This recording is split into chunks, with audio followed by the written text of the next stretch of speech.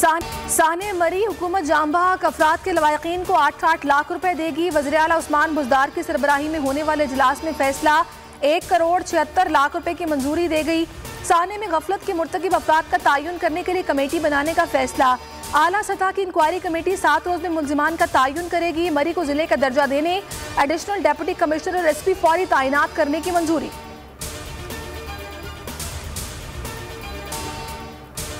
मरी के तमाम रास्ते खोल दिए, कुलडाना और बाड़ियान में भी क्लियर कर दिया गया। ISPR के मुताबिक झीका गली से एक्सप्रेस वे तक ट्रैफिक बहाल कर दिया गया।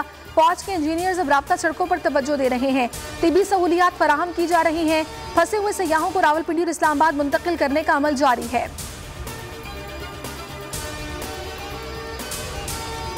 सानिया मरी ने साबित कर दिया कि मुल्क में हुकूमत नाम की कोई चीज नहीं है। सानिया साबित करता है कि मुल्क पर नालायकी, नाअहली, बेहिसी और जुल्म मुसल्लत है।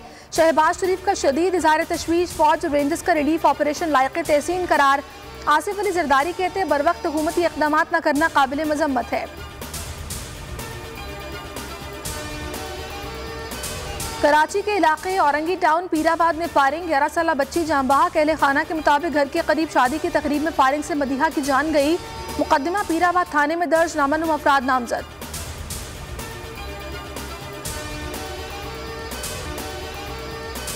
कराची सुपर हाईवे पर निजी चिड़ियाघर से टाइगर और तेंदुए के बच्चे चोरी। कडाब पुलिस ने FIR दर्ज कर ली। मुद्दई डॉक्टर शाहिद के मुताबिक दोनों बच्चे नाइट सुपरवाइजर साजिद अली ने चोरी किए। मुलजिम की गिरफ्तारी के लिए कोशिशें जारी।